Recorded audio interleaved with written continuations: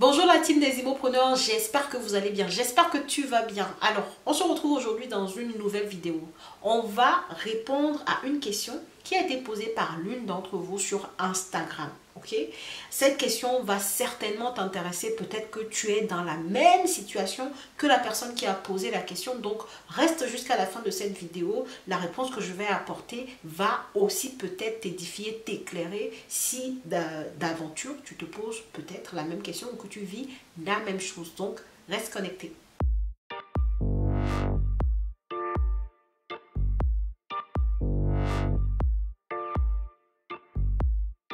Bonjour à tous et bienvenue sur cette chaîne destinée à l'investissement immobilier. Je suis Célie Dorido, je suis immopreneur et sur cette chaîne, je t'apprends à toi aussi faire de l'investissement immobilier un business rentable, à devenir immopreneur, à engranger du cash grâce à l'investissement dans la pierre pour aller peut-être réaliser d'autres projets, pour préparer ta retraite, les études supérieures de tes enfants, bref, chacun avec ses projets de vie.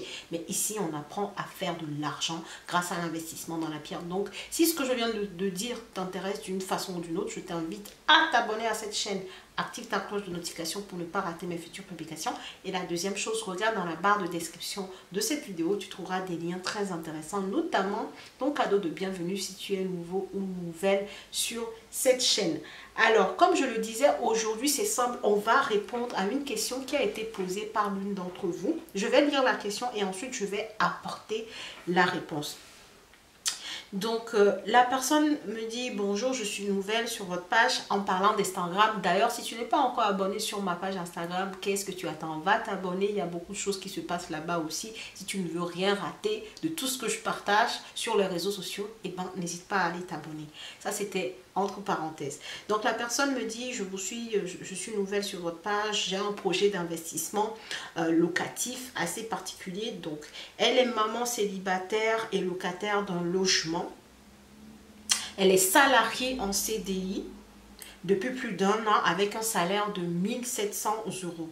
Donc, le projet qu'elle est en train de vouloir mener, c'est d'acheter un terrain et de faire une construction des tiny house, là, des petites maisons pour faire de la location courte durée parce qu'elle habite dans un secteur touristique. Ok?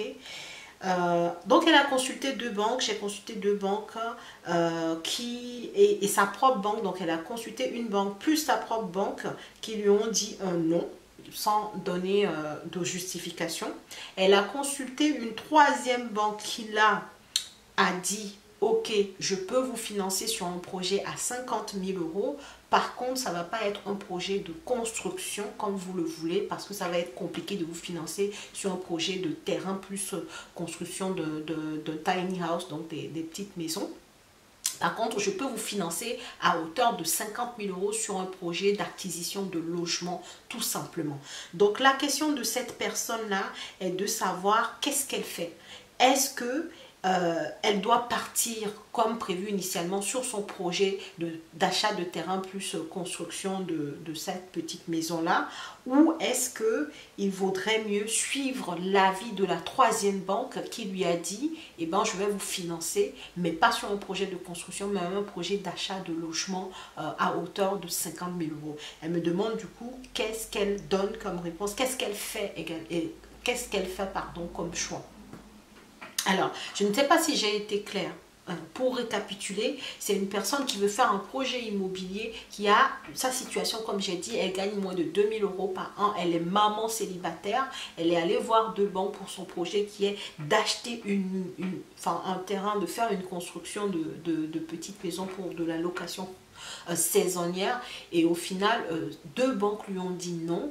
La 3e banque lui dit oui, nous on veut bien vous financer votre projet immobilier. Donc immobilier, on veut bien vous financer un projet à hauteur de 50 000 €, il n'y a pas de problème, mais pas une construction, pas un projet d'achat de terrain plus construction. En fait, ça, on ne peut pas vous suivre. Donc sa question c'est qu'est-ce que je fais? Est-ce que je m'entête dans mon projet et je vais voir ailleurs d'autres banques qui vont peut-être m'ouvrir les portes et me faire ce financement, ou je suis l'avis de la banque, donc je suis le conseil ou enfin la validation de cette 3e banque et je vais chercher un logement à hauteur de 50 000 € qu'ils vont me financer. Qu'est-ce que je fais? Alors ma réponse, elle est très simple. ok? Tu vas là où le vent t'emmène, où les portes s'ouvrent à toi, aussi simple que ça. Aujourd'hui, tu as fait 2 banques. On te dit non pour tel type de projet. On t'a dit, voilà, catégoriquement non, non. Une 3e banque te dit, ok, moi je suis prête à vous suivre, mais pas sur ce projet-là, parce que pour moi, ça a l'air un peu compliqué, certainement par rapport à votre situation, ok? Donc, mais si vous trouvez un logement à 50 000 euros, je vais aller trouver un logement où ils peuvent me suivre pour ce premier bien immobilier. Le plus important, c'est de commencer. Donc, si tu as étudié la zone, si la zone est touristique, si cette zone est touristique pour des tiny houses, donc des petites maisons dont je parlais, elle peut l'être également pour un logement tout simplement que tu as acheté à 50 000 euros. Donc, dès lors que tu as l'accord d'une banque, sachant que tu as eu un nom catégorique de 2 banques, sans justification aucune, là, tu as une banque qui veut te suivre pour un projet, mais qui n'est pas ton projet de départ. Moi, personnellement, qu'est-ce que je ferai? Je ferai le projet dont me parle cette banque-là. C'est mon premier projet. Au moins, je mets le pied dans le plat. C'est-à-dire, j'entre dans le process de l'investissement immobilier. Je fais mon premier projet, même si ce n'est pas le projet de départ auquel j'ai pensé. Mon projet peut me rester dans la tête. Je sais qu'à un moment donné, je pourrais le faire. Mais pour l'instant, sachant qu'aujourd'hui, les banques sont frileuses, elles font des crédits, mais pas, elles sélectionnent plus les profils, elles trient plus les profils. Bah, j'ai une banque qui veut me financer, même si ce n'est pas mon projet de départ, bah, je lui dis oui. Je vais chercher le projet qui coche les cases de la banque pour recevoir mon premier financement et faire mon premier projet rentable, parce que oui, le plus important, c'est de démarrer et de montrer qu'on sait faire. Et comment on montre à une banque qu'on sait faire? C'est en faisant une bonne opération et en lui fournissant en fait les résultats qu'on lui a vendus au départ. Donc si sur le papier tu allais chercher un financement sur 50 000 euros et tu as dit à la banque que ce logement va me ramener 700 ou 800 euros par mois, et ben il faut que par la suite ce logement te ramène vraiment ses revenus et que la banque puisse lire ses revenus sur tes relevés bancaires. Une fois que tu as fait cette étape-là, tu vas acquérir la confiance qui est difficile à avoir des banques. Une fois que tu as la confiance des banques, tu crois que qu'est-ce qui va se passer pour tes prochains biens?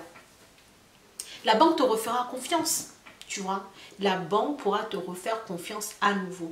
Donc, moi, mon conseil, quand tu arrives sur des cas comme ça, où tu n'as pas ce que tu voulais au départ, tant qu'on te laisse une porte ouverte, bah tu ouvres grandement cette porte, tu y vas à fond et tu prends ce qu'on a à te donner en fait. Tu prends ce qu'on te donne et ensuite par le travail, parce que tu auras fait tes preuves, là maintenant tu pourras peser dans la discussion et tu pourras maintenant imposer tes projets. Mais voilà ce que je voulais dire aujourd'hui. À toi qui me regarde, tu as peut-être ces dilemmes-là, on te refuse des choses que tu proposes, mais on t'ouvre d'autres portes, mais va vers ces portes qu'on t'ouvre, en fait. Accepte ce qu'on te donne aujourd'hui, fais tes preuves et demain, en fait, tu pourras maintenant pouvoir prétendre à d'autres crédits immobiliers et peut-être que ton propre projet qu'on t'a refusé hier te sera accordé demain parce que tu as fait des pas, des petits pas qui ont rassuré les banques et donc elles sont maintenant prêtes à te suivre sur les projets qui te tiennent à cœur, ok? Donc c'est vraiment comme ça qu'il faut raisonner. Il ne faut pas être buté, ok?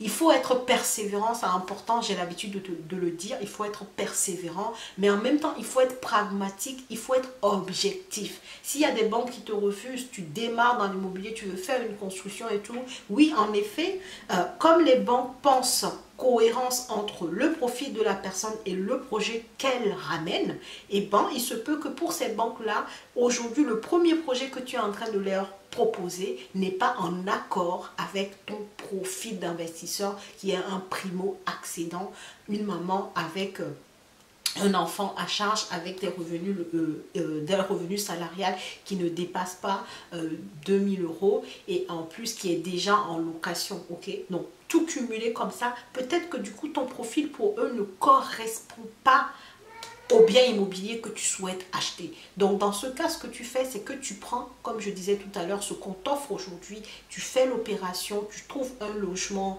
un appartement, peu importe dans ta zone, que je pense que tu connais mieux que moi. Donc tu trouves un logement rentable que tu achètes pour cette première opération qui rentre dans les cases de cette troisième banque qui veut te financer et tu l'as fait.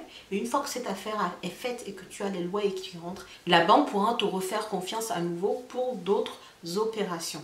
Et la deuxième chose aussi que je voulais rajouter par rapport à ma réponse, c'est quoi? Les deux premières banques, comme tu l'as dit, elles t'ont dit non. Ok? Elles t'ont dit non sans justification. Est-ce que c'est aussi lié à ta gestion des comptes ou pas? C'est important quand tu veux aller voir les banques, je vais le rappeler ici, les étapes qu'il faut avoir impérativement. Toi-même, tu dois faire un diagnostic de ta personne avant de savoir si tu peux aller demander un financement. Et dans ce diagnostic, tu dois voir si tu es un profil épargnant aujourd'hui. Donc, ça veut dire quoi? Ça veut dire tout simplement, est-ce que tu as de l'épargne? Si tu as un profil épargnant, c'est que tu sais épargner. Et si tu sais épargner, c'est que sur ton compte, il y a de l'argent, sur un livret A, sur un LDD, bon, bref, sur les produits, les différents livrets qui existent. Donc, est-ce que tu as un profil épargnant? C'est important. Est-ce que ton compte est clean? Qu'est-ce que ça veut dire? Est-ce que tu as des incidents de paiement sur ton compte? Est-ce que tu as des découverts, même du découvert autorisé? Même du découvert autorisé. Et pour la petite anecdote, j'ai eu une personne très récemment qui m'avait sollicité pour que je cherche un bien immobilier pour lui, un immeuble de rapport que je devais acheter pour lui. La première séance qu'on faisait, on a fait le point en fait sur son profil et sur son relevé et il s'avère qu'il s'est mis en découvert il n'y a pas si longtemps que ça. Je crois que c'était même dans le mois où on devait commencer. Oui, c'est ça, c'était ce mois d'avril, début avril, on devait commencer les recherches. Et bien, ce client-là, je lui ai dit qu'on va reporter son projet.